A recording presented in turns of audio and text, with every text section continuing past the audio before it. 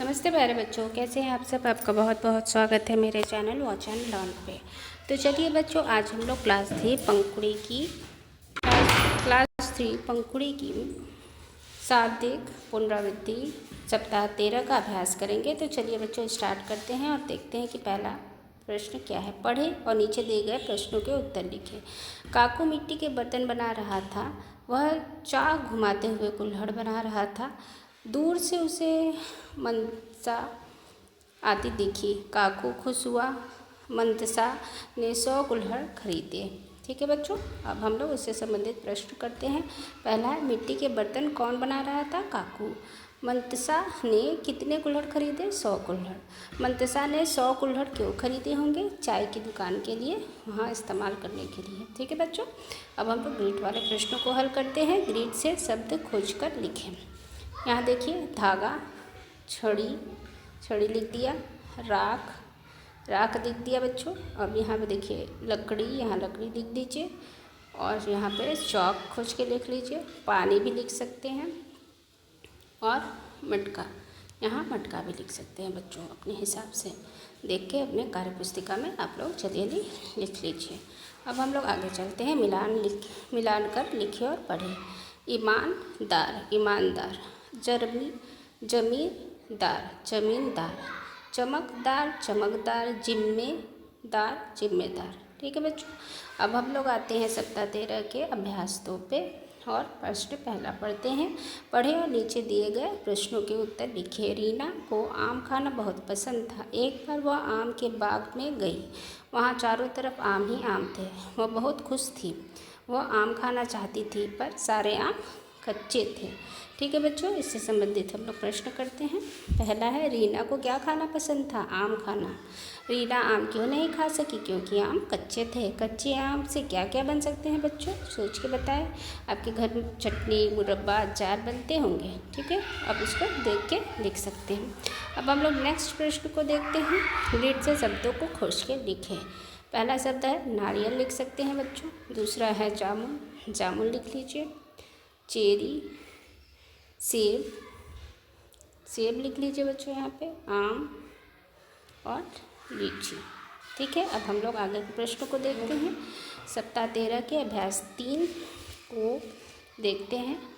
पढ़े और नीचे दिए गए प्रश्नों के उत्तर लिखे। चीकू नाम की यह बकरी बहुत ही चालाक थी। वह दूसरों के घर का अनाज खा लेती थी। एक दिन वह गुरप्रीत के घर में चुपके से घुसी, तभी उसका कुत्ता भौंकने लगा। फिर भी चीकू मज़े से अनाज खा रही थी। अब इससे संबंधित प्रश्न हम लोग हल करते हैं बच्चों। आइए देखते हैं। पहला प्रश्न है, चीकू किसका नाम था? बकरी का नाम था। दूसरा है, चीकू किसके घर गई? गुरप्रीत के घर। चीकू कुत्ते के भौंकने से क्यों नहीं डरी? क्योंकि चीकू मज़े से अनाज खा रही थी, इसीलिए उसको कुत्ते के भौंकने का कोई फर्क नहीं पड़ा। अब हम लोग देखते हैं अगला प्रश्न, जो कि है ग्रिड से अनाज और जानवर के नाम खोज के लिखे। यहाँ अनाज, यहाँ जानवर के नाम लिखने हैं। यहाँ देखिए दाल अनाज है। अरहर क्या है? अनाज है। गेहूँ अनाज। चावल, चावल भी अनाज है। अब हम लोग जानवरों के नाम, घोड़ा, यहाँ घोड़ा लिख दिया। और क्या देख सकते हैं बच्चों इसमें हम लोग? देखिए यहाँ बैल है, बैल लिख दिया। हिरन, हिरन लिख दिया। ठीक है, इसी तरह भेड़ भी खोज के लिख लीजिए आप। अब हम लोग मिलान करें। अगले प्रश्न को देखते करते हुए वाक्य पूरा करके लिखें।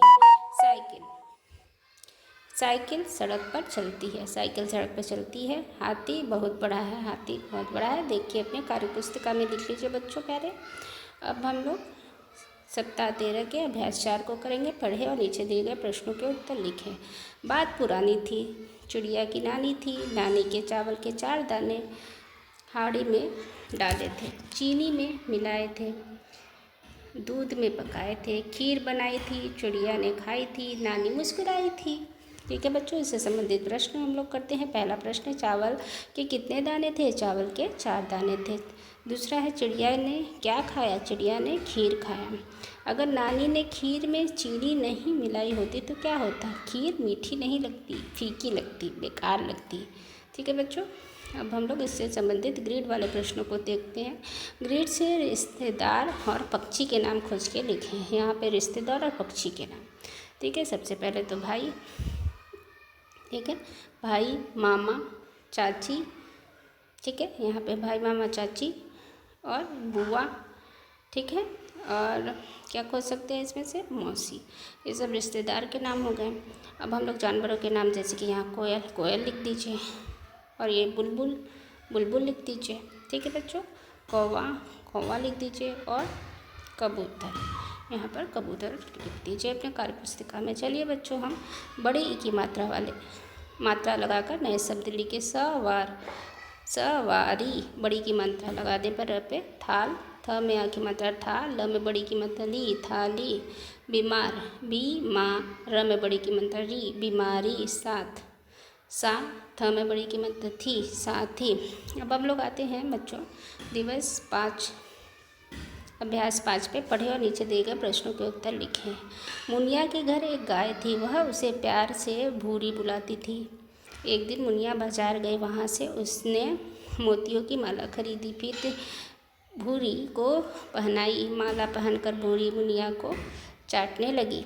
अब इससे संबंधित प्रश्न करते हैं बच्चों हम लोग। मुनिया की गाय का क्या नाम था? भूरी था। मुनिया ने भूरी के लिए क्या खरीदा? मोतियों की माला।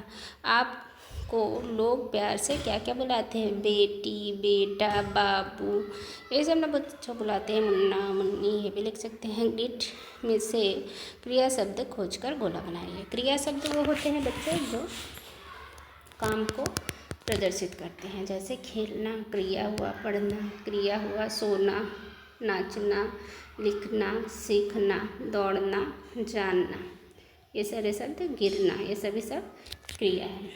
मुझे अब यह अभ्यास अब तक समाप्त रहा बच्चों। मुझे आशा है कि आपको ये वीडियो पसंद आई होगी। अगर आपको ये वीडियो पसंद है तो मेरे चैनल को ज़रूर से बच्चों लाइक कर दीजिए और सब्सक्राइब करना बिल्कुल ना भूलें।